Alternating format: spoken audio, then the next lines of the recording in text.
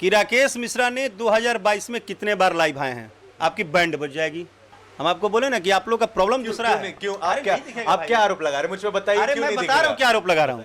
यहाँ तक कि धर्म दुबे भी नहीं लगाते हैं कि हाँ ये देखिए एक आने वाला है राकेश मिश्रा का बहुत अच्छा गाना, नहीं लगाते। भी नहीं लगाते, किसी का नहीं लगाते। एक बात बोल रहे हैं, हम एक बात बोल रहे हैं। मैंने ये कतई नहीं बोला कि आप किसी को सपोर्ट नहीं कर सकते हैं।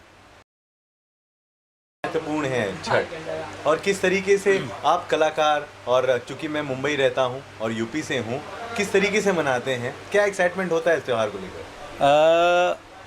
मेरे से अगर आप पूछ रहे हैं तो मेरा छठ से बहुत ज़्यादा लगाव है, क्योंकि छठ ही एक ऐसा पर्व था कि साल में किसी भी पर्व में पापा आते थे या नहीं आते थे। पिताजी अब नहीं रहे, बट पापा का याद आता है जब छठ आएगा। तो साल भर नौकरी में रहते थे, आए या न आए, लेकिन छठ पर्व में उनका आना होता था और हर साल होता था। और पापा लगभग 12-15 साल छठ किए लगातार। तो मैं बचपन से ना छठ को जिया हूँ, जो बोलते हैं ना कि छठ व्रत को मैंने जिया है। बचपन से हमारे घर में हर साल छठ होना, एक साथ सारे 10-10 11 दौरा निकलना, सब लोग का जुटना, ठेकुआ उकुआ बनना। मुझे याद है कि छठ पूजा के बार एक बार छठ पूजा घाट पे मैं पिटा भी गया था पापा से। हाँ, जब ठेकुआ के लिए मार हुआ, उस टाइम बच्चे थे ना, तो बच्चे थे तो एक चाचा का लड़का था, हम ठेकुआ छीनने लगे। और अभी पता चला कि अर्घ दिलाने के बाद अभी सबको बटाता है, वह ठेकुआ छीना छीनी में कुटा कुटी भइल, पूरा 2-4 फैट बाजल। तो खैर बहुत अच्छा पर्व है। मतलब क्या बोलूँ, रोआ खड़ा हो जाता है कि इतना कठिन पर्व। बच्चे थे तो हम लोग नहीं समझ पाते थे, बट बड़े हुए तो देखे कि 3-3 दिन पूरा ओठ में फेफरी पड़ जाएगा। मतलब खाली पैरे बिना चप्पल जूता के, साबुन नहीं लगाना, उतने दूर जाना, जाके ईख लाना, फल लाना, मतलब बहुत एक क्या बोले, मतलब एक पैशन है। हाँ, वो व्रत करना मतलब अपने आप में बड़ी बात है। बिल्कुल, बहुत ये ने बहुत खास बात बताई है। वाकई में मेरी भी इच्छा है जाकर देखूं कि छठ किस तरीके से होता है। हालांकि मुंबई के जूहू में होता है, वहीं जाकर देख लेते हैं।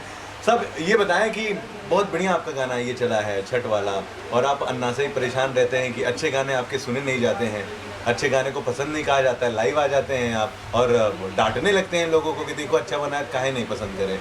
तो ये तो चला अच्छा, ये डांट का असर है? नहीं, डांट का असर नहीं है। देखिए क्या है कि तरीका है हर चीज़ों का। मेरा नाराज़गी किस बात पे होता है, मेरी नाराज़गी होती है, ये सच है। मैं हमेशा बोलता हूँ, आप संगीत को किसी बात से मत जोड़ो। अगर जो सही है, अगर किसी ने भी प्रयास किया है, मेहनत किया, कलाकार कोई हो, जब आप खुद बोलते हो सोशल मीडिया पे, आप जब मुहिम चलाते हो कि अच्छी चीज़ें आनी चाहिए, तो जब अच्छे चीज़ें साल में अगर 50 भी आ रहे हैं तो उन 50 अच्छी चीज़ को आप सपोर्ट करो।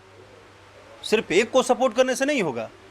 मेरा कहने का मतलब है कि जैसे इस नवरात्र में आपने बोला अच्छी गीत चली, तो अच्छी गीत चली तो आज वाहवाही किसका हुआ? कलाकार से ज़्यादा भोजपुरी सुनने वाले दर्शकों का वाहवाही हुआ। लोगों ने बोला कि यार इस बार तो भोजपुरी के दर्शक ने गर्दा उड़ा दी है कि उन्होंने एक भी पंडाल पे कोई जीजा साली फलानवा ठिकानवा सेल्फी दुनिया जहां नहीं बजाया। सबने भक्तिमय गीत बजाया, चाहे पवन भैया का गीत बजाया, चाहे खेसारी जी का बजाया, चाहे किसी का भी बजाया, चाहे राकेश मिश्रा का ही बजाओ।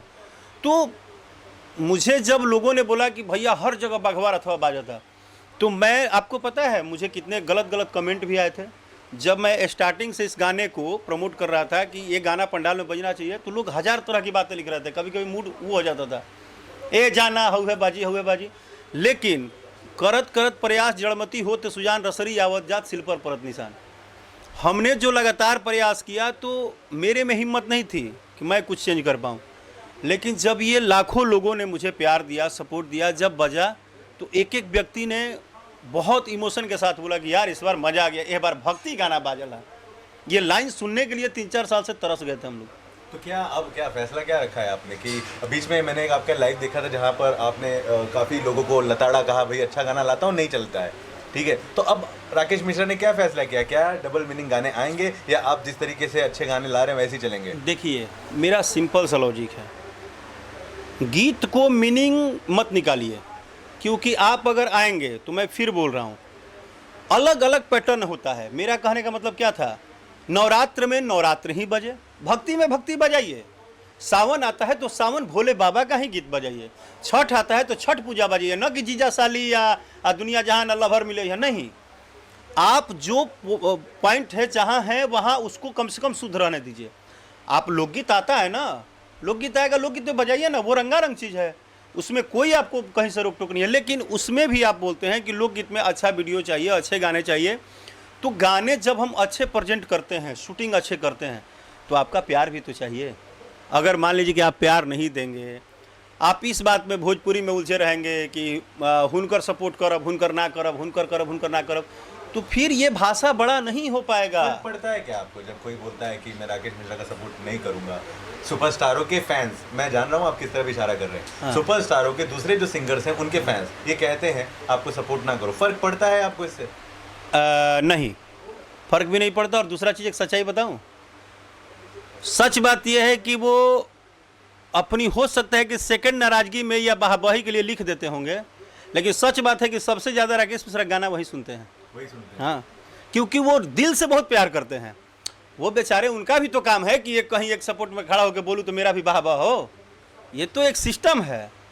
बाहर से मैंने हाला कहीं हो और होता, वोट कहीं और मराई, तो ये तो सिस्टम है लोकतंत्र का। नहीं, लेकिन ये सवाल मेरा है कि आप अब उन टॉप 5 सिंगरों में या कलाकारों में शामिल हो गए हैं जो बात बात पे लाइव आ जाते हैं, ठीक है?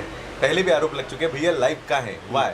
तो ये जो आ जाना है, इससे आपको फायदा मिलता है, आपको नुकसान मिलता है, या फिर आप अपना गुस्सा जो है आकर के तब आपकी जनरल नॉलेज कमज़ोर है, और आप ठीक कर दीजिए, और आप पत्रकारिता में भी थोड़ा सा कमज़ोर हैं, क्योंकि आप पर्सनल शायद राकेश मिश्रा को अभी टारगेट किए, क्योंकि आपकी जो हमारी थोड़ी चलती है ना, उसको टारगेट किया। पूछिए कैसे? नहीं मैं आपको बता रहा हूँ, आप पहले तो सुन तो लीजिए। आप अभी जाके डेट उठाइए कि राकेश मिश्रा ने 2022 में कितने बार लाइव आए हैं, आपकी बैंड बज जाएगी डेट उठाएंगे तो। क्योंकि पूरे साल में मैं जब भी लाइव आया हूँ, एक बार खेसारी लाल जी के बेटी के लिए, क्योंकि वो आपको नहीं दिखेगा। हम आपको बोले ना कि आप लोग का प्रॉब्लम दूसरा है। क्यों? अरे आप क्या आरोप लगा रहे हैं मुझ पे, बताइए। अरे क्यों मैं नहीं बता रहा हूँ दिख क्या आरोप लगा रहा हूँ। आपको जब दिखता तो आप वो बात को याद रखते हैं। आपने क्या लाइन बोला, बात बात पे लाइव आने वाले, मतलब आपने तो खेसारी जी को भी लताड़ दिया इस मामले में। आप तो बोलना चाहते हैं कि हाँ, मैं एक बात बोल रहा हूँ, आपने जैसे खेसारी जी को भी बोला कि बात बात में लाइव आ जाते हैं। दर्शक से कनेक्ट होना, उनके प्रति इमोशन रखना।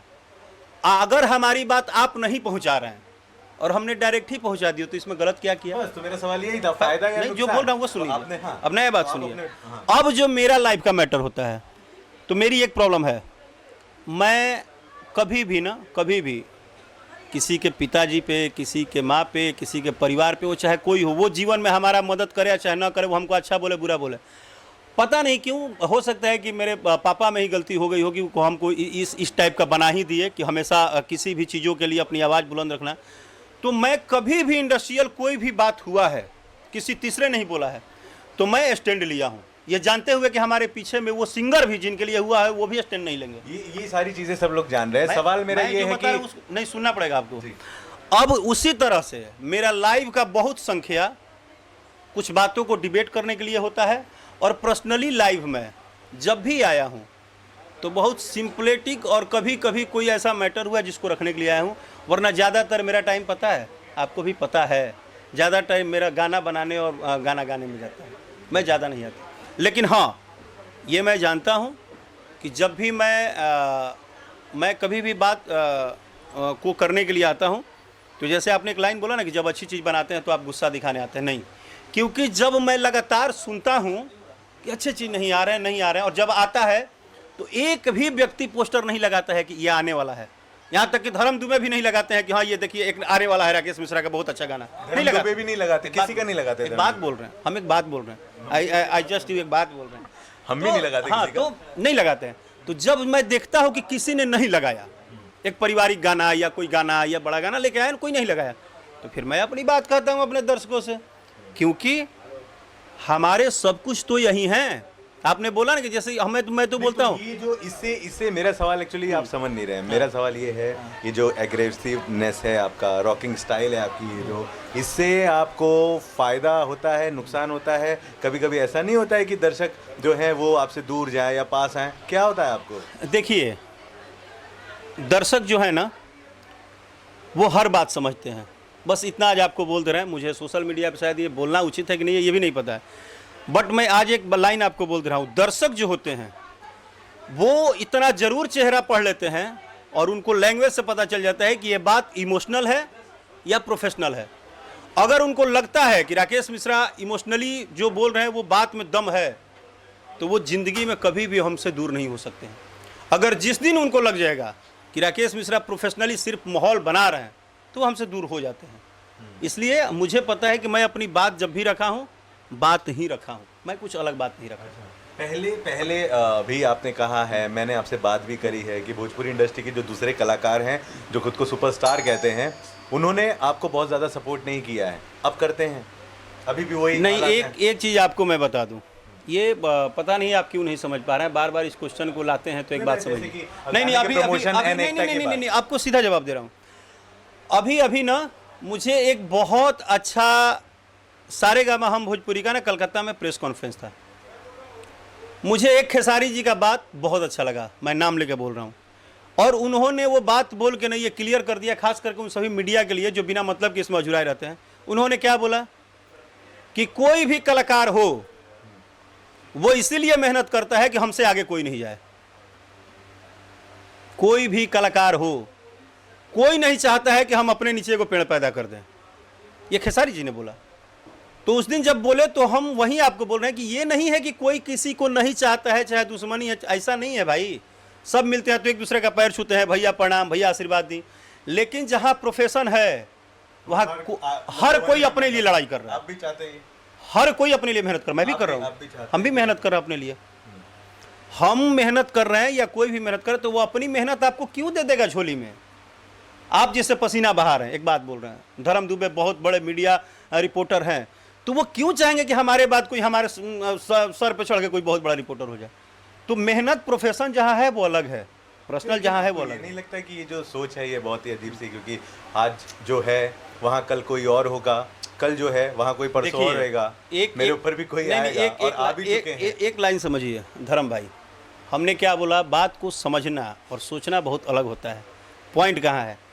किसी ने ये नहीं बोला कि ये आगे नहीं जाएंगे, क्योंकि आगे ले जाना और पीछे ले जाना, इस पूरे धरती को किसने बनाया है? आपने या हमने? किसने बनाया है? बनाया है ना। सिस्टम तो वही लिखा है। तो जिसने सिस्टम लिखा है तो उसको पता है कि किसको कब आगे जाना है और किसको पीछे जाना है। हमारा काम क्या है?